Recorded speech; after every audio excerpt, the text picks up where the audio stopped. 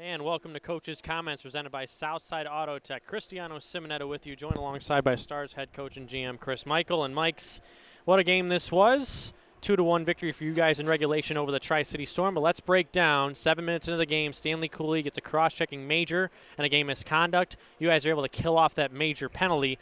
What was the mindset on the bench during that sequence? You got to kill it off for your brother. And at the end of the day, we're we'll chat with him. We need him on the ice. We need him in the game. But he's a leader. And that's why he's got to see out his jersey. He's going to stand up for himself. He's going to stand up for the boys. We kind of talked about it last night, this morning, that we're, we got to continue this bond as a group. And, when we lose our captain, to see the guys go out for 5 minutes and kill penalties. Aidan McCarthy was big time in net there. A lot of guys blocking shots, doing things the right way, getting clears down 200 feet, and making it hard on them. I think they generated probably 10 or 11 shots on that thing, but not a lot of quality where you're like, oh boy, like that was close. It wasn't like we were hanging on for dear life. We just kind of let them have the outside and a couple shots and a couple clears, and before you know it, that 5-minute major was done, and our crowd was into it. So that was big time. That's a difference maker right there. You just mentioned Aidan McCarthy. He had 27 unofficial saves to pick up his first win in uniform for the Lincoln Stars. Describe his performance tonight, and he's welcomed into the game by 16 shots in the first period. He stops 15, really gave you guys an opportunity to come back in the next 2 periods and lay it on Tri-City. Yeah, I mean, that's a big part of why when he became available, we acted pretty quick on it, and he has experience in this league. There's no team that he hasn't seen. There's no building he hasn't been in. So, I think that helps him there, but it was great for him. It was great to see. The guys gave him the hard hat player of the game after the win there down in the locker room. So, we're proud of them. We're proud of Aidan. We're proud of all the guys, but they stepped their game up, and, at times it wasn't pretty. I felt like they tilted the ice on us a handful of times there, and you know what?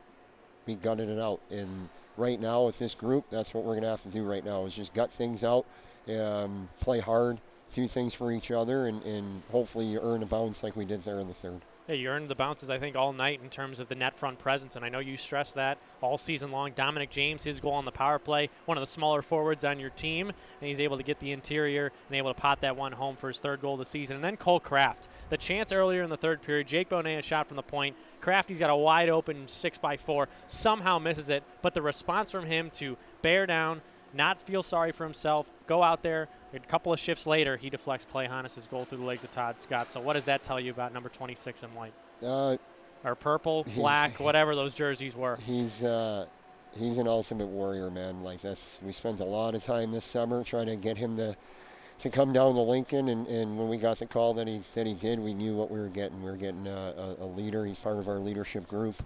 He's the ultimate team first type of person, which is what we want in all our guys. And whether he's scoring a goal or blocking a shot or finishing a check or going out and fighting the biggest guy in the league, you name it, he'll do it. He's not afraid of it, and he's a big-time person. Comes from a big-time family, so we're very lucky to have him. But we talk about it all year. What kind of response are you going to have to adversity? Like I've said before, it's not about just getting these guys to be better hockey players. It's to give them the tools to create their own happiness in life, whether they're playing hockey at a pro level or they're in the world of business. It doesn't matter. And responding to when things go wrong, you have to learn how to do that, because you know what? That's life. Things aren't always going to go right, and to stick with it, to go back right to the net front. But our net front presence, I mean, I think I was told the stat, out of all, like, we have 30 out of 42 goals or something like that, or come within the 5-foot range of the net.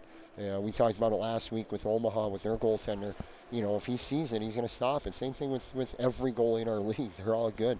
You got to get to their eyes. You got to kind of disrupt the flow for them, and hopefully the puck lands there. And now you got to get your nose over it, be strong, get your knees down, sink your heels into the ice, and win a battle. And you know what? Credit goes to all those guys. Like Clay made a great read coming down the flank there. Daltz made a great read, finding, not burying it in the shin pad in front of him. kind of having some plays there going tape to Clay, and Clay eyes up, found that stick. That was on purpose, and it was just it's a great way to end an up and down week. We had a great start on Tuesday, then obviously last night happened, but it's all about responding, and we're extremely proud of our guys for having the guts to come back after a tough one last night and find a way. Like I said, it wasn't pretty, but we're taking it. Dalton Norris, you just mentioned 2 assists, 1 on each goal. So now we move into 3 games next week at home. You're 4-2 in this building. How have you used the Icebox to your advantage this season? It's the Icebox. Honestly, we should be 6-0. That's what our fans deserve. That's what it was when I played in the league. It was, I don't know, like 30-1 or something like that. It was the home record here. So that's the expectation. This is our building. These are our fans. And we have to play the way you have to play in the Icebox. And that's a blue collar. That's hard work. That's putting, your guts on the line for each other. It's not always going to be pretty. This place is smaller than usual size rinks, right? So it's kind of pinball at times, a little chaotic. But, we have 2 very good opponents that are coming into this building. But like always, we're just going to focus on getting our bodies back to healthy tomorrow and getting ready to go back to work and, dissect their game, figure out what we need to do against those 2 teams. But more importantly, how do we continue to clean up our process and how do we find that consistency? And that's the buzzword here.